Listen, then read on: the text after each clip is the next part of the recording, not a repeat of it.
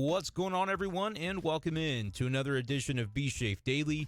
Brenden Schaeffer here with you in the late evening hours of Tuesday, March 14th, 2023.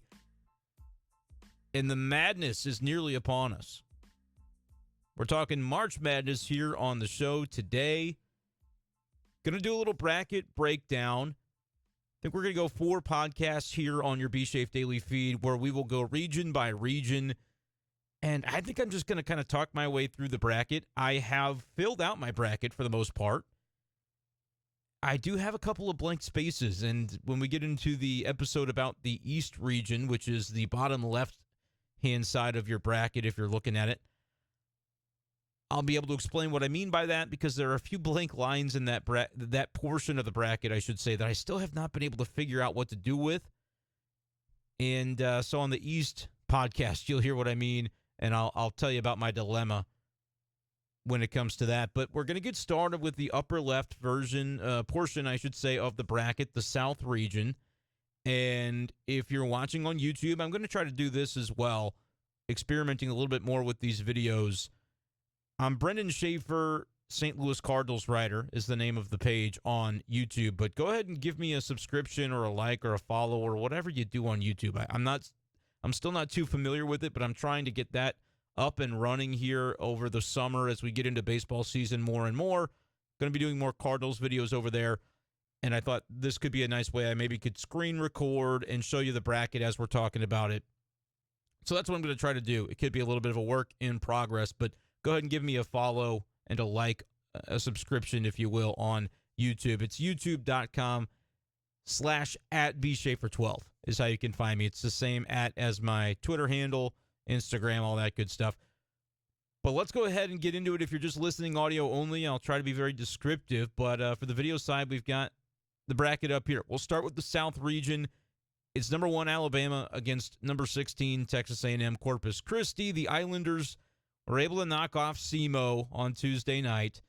Yeah, was hoping maybe SEMO could advance there out of Cape Girardeau, local flair to it. But they would have gotten popped by Alabama anyway, so it is what it is. Alabama's going to advance over the Islanders. I don't think there's any question about that. It could get to a point later on in the bracket where I start to wonder, how does Alabama kind of deal with the pressure, I guess, that could be associated with a little bit more media scrutiny as time goes on, because the Brandon Miller situation, the murder charge against Darius Miles, who's a former player for Alabama basketball earlier this year, the gun involved in that murder was Brandon Miller's, and he was not charged as not a suspect necessarily or involved in it in a criminal way, was considered a witness. But, I mean, the scrutiny has been definitely well-deserved, I think, by Alabama and Nate Oates and the way that he went about that. It kind of seemed like they tried to sweep it under the rug a little bit, and then more information comes out later about Brandon Miller's potential involvement, and he's a lottery pick, going to be the first college player drafted in this upcoming NBA draft. So a lot going on there for Alabama. I don't think that's going to have any sort of impact on them in the first round, but it is worth kind of wondering, does that kind of scrutiny catch up to them, and how do they deal with that as the tournament goes along? But certainly deserving on the court of being the top overall seed. I think you could have made a case for Houston. You could have maybe made a case for Kansas until they lost to Texas in the Big 12 championship game in that tournament. But I think Alabama, with what they did through the SEC schedule, obviously beating Mizzou there in the semifinals of the SEC tournament, deserving number 1 overall seed. They're going to advance here. Not a whole lot else to get into about that. We go to the 8-9 game, and if you're watching on YouTube, I'll pull up the DraftKings sportsbook lines so that we can get an idea for what the sportsbooks are saying about some of these games as well. The 8-9 game between Maryland, number 8, and West Virginia, number 9. West Virginia comes in as a 2-point favorite. I think that's right. I'm kind of leaning toward West Virginia in this one as well. I just don't love the Big Ten. That's going to end up being a theme, I think, for my bracket. As we go through this thing, there are going to be some conferences that I show bias towards or against. I wanted to show bias toward the SEC. We'll see if that plays out in my bracket. Mississippi State did fall earlier tonight to Pittsburgh, so when we get to that portion of the bracket in a later region, we'll have that matchup finalized in the 6-11 there The first 4 games in Dayton. We're through 2 of those as of Tuesday night. 2 more to come on Wednesday before the fun gets going on Thursday. But the SEC already taken a tough loss. The Big 12, though, really arguably the best conference top to bottom this season in college basketball. It's a smaller conference, only 10 teams. So it's a little bit different than the Big 10 or the SEC, which has quite a few more teams in each of those leagues. But I think West Virginia, they score better than Maryland. And it's hard to back. It can be hard to back a team that only scores and doesn't play good defense. But at the same time, I just don't necessarily look at a Maryland team and say, oh, I'm going to feel good about their ability to advance here when I just don't think as a scoring offense, they're going to do a whole lot as I try to pull up some of the KenPom. 22 overall in KenPom is impressive. I mean, I guess that wasn't totally fair to Maryland. I didn't realize they were so high in offensive efficiency. I knew their defense was good. 35th in offensive efficiency, 33rd defensively, 312 in adjusted tempo, though, as you see there if you're watching on the YouTube page. They're going to try to grind you down, and West Virginia is really going to do the opposite of that. I feel like West Virginia is going to try to run a little bit more pace, 17th in KenPom. So that's a really interesting 8-9 matchup where you've got these two teams that are ranked inside the top 25 in KenPom, according to the metrics, and they're an 8-9 matchup. So West Virginia could be a little bit dangerous, too, if they were to advance against Alabama. I don't think I have that in my bracket, but I like the 15 overall offensive efficiency, play with a little bit more tempo, 104th in adjusted tempo. I'm going West Virginia because I don't respect the Big Ten enough. That's really the bottom line. Moving on to the 5-12 matchup, San Diego State and College of Charleston. We get into that first 5-12 matchup. A lot of times these are the upsets that can be very popular to pick in your brackets. And this is one that I was really tempted to pick. Charleston's a team that they won 30 games this season. They're 31-3, I believe, out of the Big South Conference.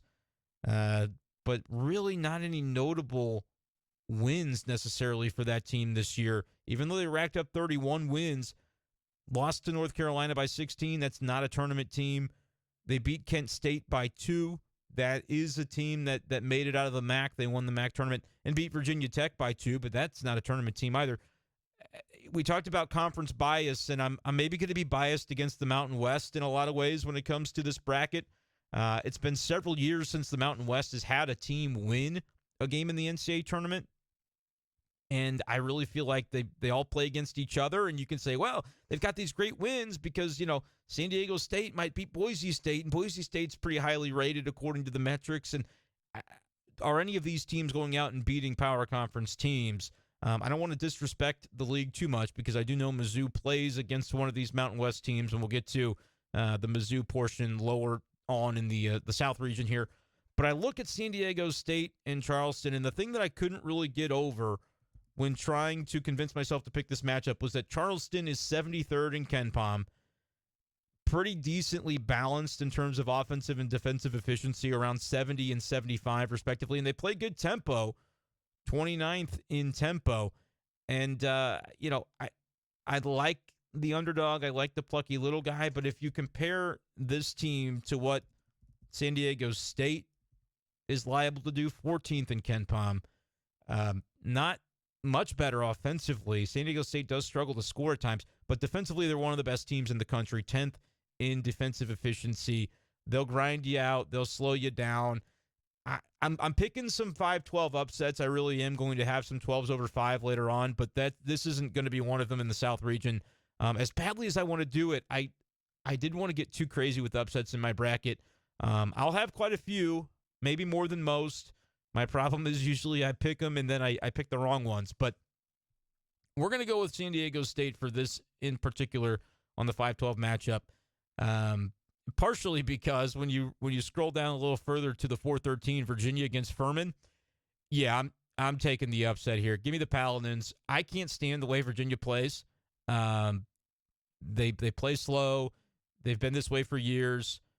It works. Tony Bennett has done a great job at Virginia over the years, but I can't stand watching them play basketball, and so I don't want to support it. I don't want to be sitting there watching Virginia and Furman play.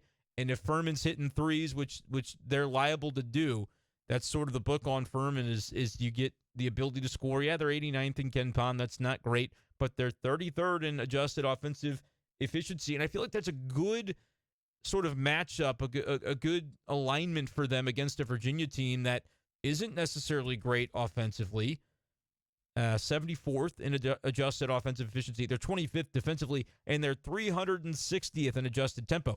They're trying to slow you down, which means if Furman starts knocking down triples, which they're capable of doing, they shoot, I believe, shoot and make maybe more threes than most any team in the country. Their efficiency on three-point percentage is not incredible. They're kind of middle of the pack, but they shoot it so often that as long as they just make a standard amount of their threes, I feel like Furman could be really interesting because Virginia does not play a style that allows them necessarily to mount a comeback if they get down early. So I'll be intrigued to see what happens there. I'm picking the upset, though.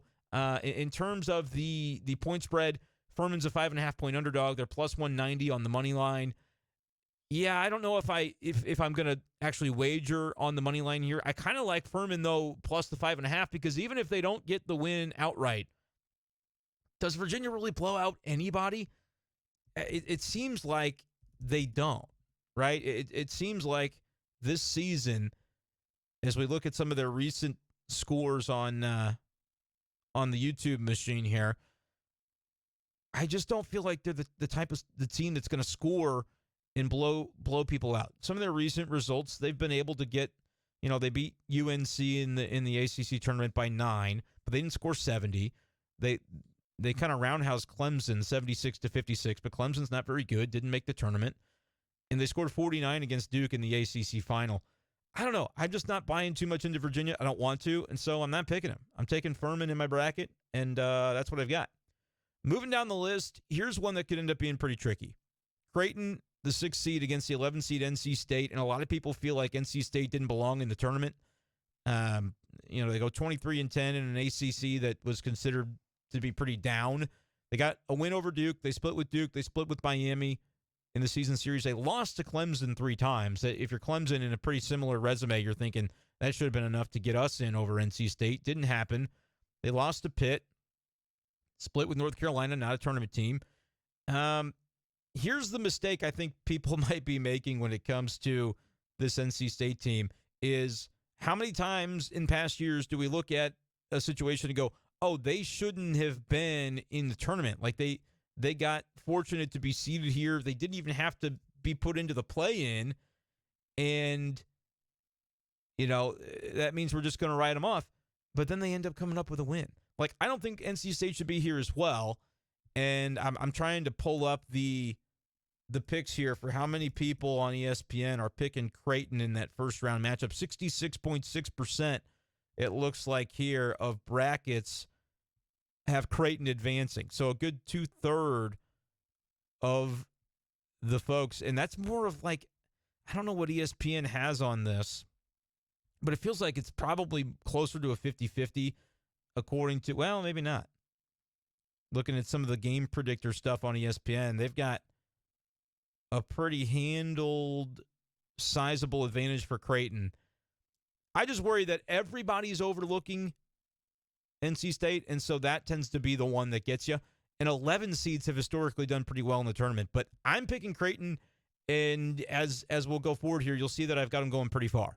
So I think Creighton is really talented. I think the Big East, is a pretty good conference this year. They're 13th in KenPom in the nation. They're top 30 in adjusted offensive and defensive efficiency. That's kind of one of the markers, too, that you look for.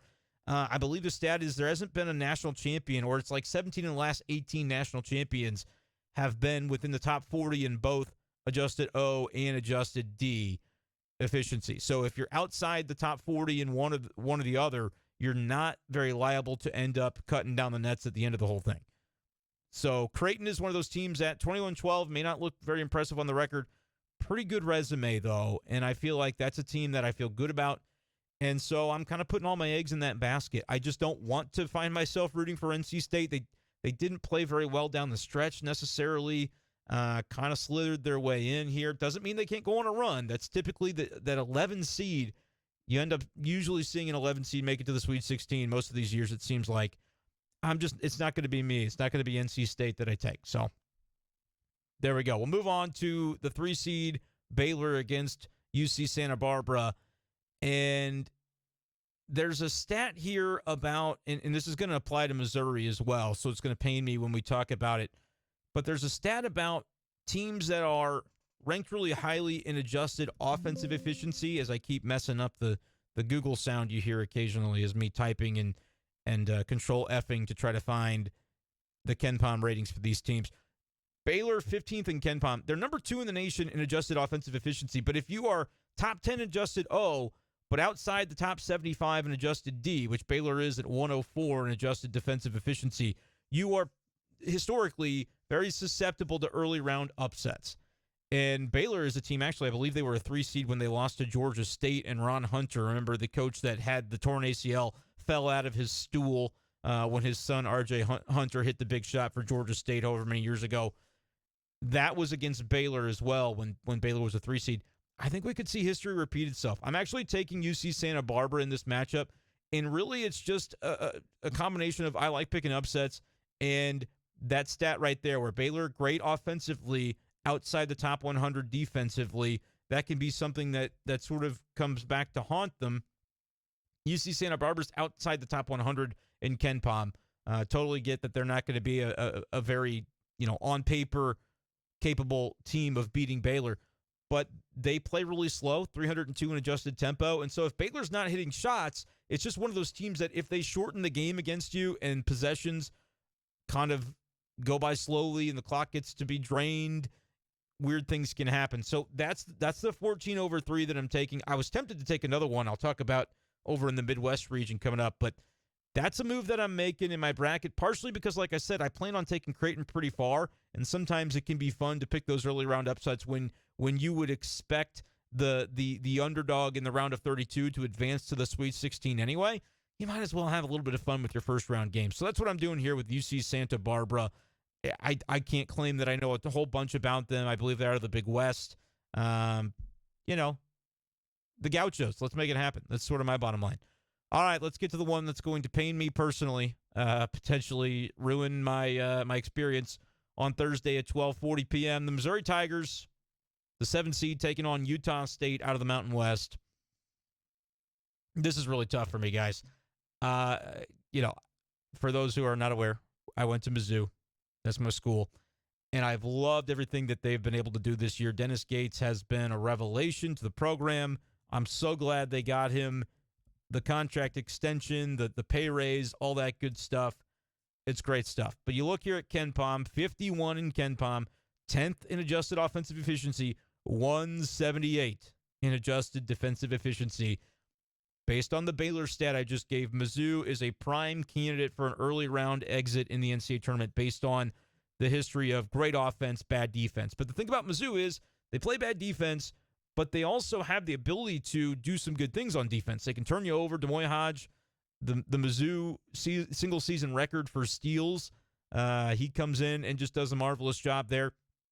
Mizzou pressures the opposition, and that could be something that is an equalizer for the fact that they can't rebound and that sometimes they don't make their shots very effectively.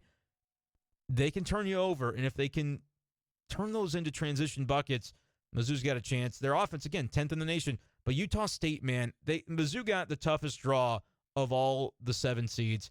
Utah State is ranked 18th in KenPom. They're 13th in adjusted O, 64th in adjusted defensive efficiency. They're kind of like a mirror image of Mizzou. They can shoot the three. They play with a pretty decent tempo. It's a scary matchup. If I were not a Mizzou alum and I were just objectively looking at this bracket from afar, I didn't have a personal stake in it, I'll be honest with you, I'd have Utah State to the Sweet 16. And Utah State, if you look on the sports books, I believe they're favored in this game. Yep, by 1.5. Utah State favored as the 10 seed over Missouri. But I'm not going to not pick Missouri in the bracket here. So I'm picking Mizzou. I'm absolutely terrified of the matchup. It would not surprise me to see Mizzou make the early round exit, but I'm not going to not pick them. I really wanted to be able to take Mizzou to the Sweet 16 this year. I'm scared about the first round matchup. I think it's a bad matchup. You could kind of make a case in either direction if you wanted to and say, well, it's not like they're playing somebody with such a stylistic difference that they're going to be able to, get Mizzou out of their element. No, I think Utah State's going to get out and run. They're going to shoot threes, but Mizzou has really poor defensive tendencies against three-point shots, and so that's a little scary. But they're kind of mirror images to where you say, hey, if you just execute what you do better than what they're able to execute on a given day, maybe it's your day, and Mizzou's able to advance because of it. I don't know if that's going to end up happening. I hope that it does. I'm going to put it in my bracket that way because I gotta be a homer in this case. Arizona over Princeton. I'm advancing it really quickly so we can get moving on with the podcast because I'm already talking longer than I intended to here on this first region. But I will say this: I'm taking Princeton. I think on the point spread, it's like 14.5. Princeton could be interesting. Arizona sometimes not the most efficient scoring. They won that Pac-12 championship game over UCLA like 61-59. If that's the environment of this game and Princeton figures out a way to sort of neutralize the impact of Tubelis and Ballo, the two big dudes for Arizona that are going to cause fits to Missouri if we end up seeing that game be played, maybe Princeton could be interesting. I'm not going to completely dismiss them outright, but I don't have the confidence in it to pick against Arizona in my bracket there in the first round. I wish I did, though.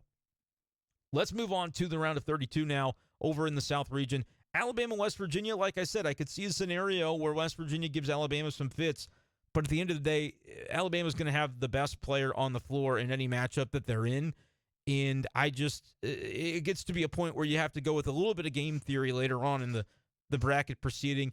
Like, I usually get these 8-9 matchups wrong, and I advance West Virginia. But do I have the confidence to say that West Virginia is going to, first of all, get to this matchup in the first place against Bama and then be able to win it to advance? Probably not. I don't trust myself. I'm going to have a one-seed exit early, but it's not going to be Alabama. So we'll go Alabama or West Virginia. This one, San Diego State, Furman. Again, I hope it is Furman there. That'd be a lot of fun. I'm sort of wedged into having to take San Diego State here. Furman could be a fun story, man. If they beat Virginia, I could see them beating San Diego State because it's a very similar style team, right? Virginia, San Diego State, if that ends up being a second-round matchup, I think you see the point total probably like 111.5. It's going to be a very low-scoring game. Race to 55 might win it. So Furman, if they're able to beat Virginia, I could see them doing the same thing to San Diego State. But I think San Diego State's a little bit better of a team. And as much as, again, I'll be rooting for Charleston in that first round over San Diego State to make that upset, I think it's more likely that we see the Aztecs get to the Sweet 16.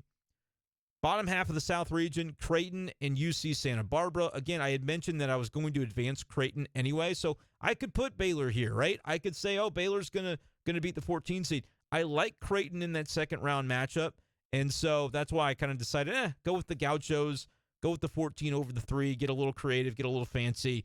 I think Creighton, they've got a really good thing going. Like I said, when you look at the historical data on teams that are eligible anyway to be considered for national champions, you got to be in that top 40 in both adjusted offensive and defensive efficiency, and Creighton is that. So I like the Creighton Blue Jays out of the Big East. I think they can advance to the Sweet 16, and I'm taking Arizona to beat Missouri. As much as I think that matchup could be exciting because Arizona is a top offensive team, They get out and run, too. I want to check their adjusted tempo.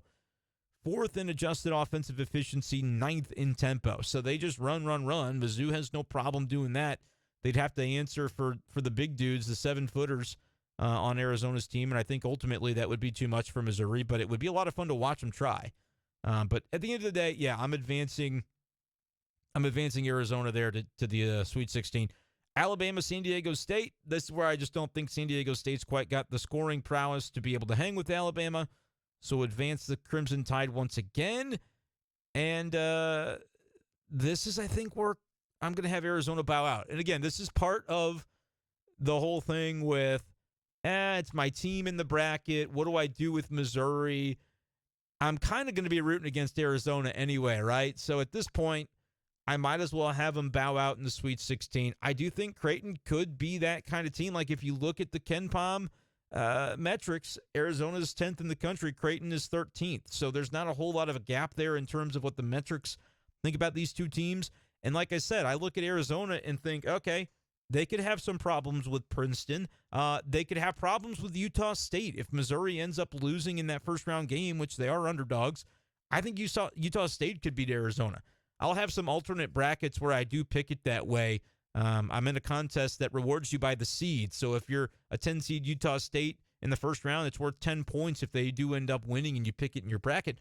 Round 2, it's a multiplier, so 10 times 2 if they were to advance into the Sweet 16. So I'll end up playing with some stuff, I think, like that at the end of the day when I do some of those other bracket contests. But for this one, my one true bracket that's just based on standard advance the teams that you think are going to win. There's no multipliers other than the round. I'm going to advance Alabama and Creighton to the Elite Eight, and I am going to have Alabama to the Final Four. Like I said, I think there could be ways that Alabama ends up tripping up based on, we saw some lackluster performances by the Crimson Tide down the stretch. It took them a little bit of time to get going in some of those SEC tournament games. But ultimately, I just think they're better than everybody they're going to come up against. They have so much firepower on the offensive end. Defensively, they're good as well. Look at the KenPom numbers to give you an idea. They're number 3 in KenPom, 19th on offense, 3rd on defense with a number 4 adjusted tempo. So they're never out of any game. They usually aren't going to fall behind by too much because they have such a great defense. Like, they're a very well-rounded team. I look at the West Virginia game. Yeah, I could see West Virginia being close at halftime. I don't think they're going to be able to fight them off for 40 minutes. I don't love the matchup for San Diego State against Alabama. And Creighton, I was already pushing my luck maybe a little bit trying to advance them to this point in the bracket. So I've got Alabama to the Final Four out of the South region. Let me know what you think of that. Obviously, when we go back and look through the bracket here, I can tell you my upset picks in this region. You could see them looking at them based on the way we're filling this out. Furman is one that I like to be able to do a little bit of damage just because I hate Virginia. Santa Barbara is more of a flyer. I don't know how much I truly believe in that one, but it's kind of fun to pick it. I think Creighton, as a sleeper in the region, is certainly viable, as I have them advancing to the Elite Eight as a 6th seed. But like I said, those 11s can be tricky. If NC State ends up being the darling in this bracket, I'm gonna hate March Madness because I've got Creighton going pretty far and doing some damage. I will say though, Missouri could absolutely beat NC State. So you get into a situation where Baylor goes down in that first round, Creighton goes down, and Missouri's able to escape the first round. If some upsets happen around the Tigers, I'll kind of show it here on the ESPN if you're looking at the video. There's an opportunity there for Alabama, Missouri to be a rematch in the Elite Eight, but more realistically, I think it's probably going to be the Tigers bowing out relatively early. I'm rooting against it, but that's kind of where I'm at. That's my breakdown of the region. Let me know what you think of it at BSchaeffer12 on Twitter, and stay tuned to the BSchaef Daily Podcast feed as we continue to break down the bracket. We'll have South, Midwest, West, and East region breakdowns, and then when I do the last one, I'll kind of talk about the Final Four as well and give you the scoop on what I have for that. Thank you guys for joining me. Stay tuned for the next one. We're going to be rocking and rolling here on BSchaef Daily. Appreciate you guys as always, and we'll talk to you next time on BSchaef Daily. Peace.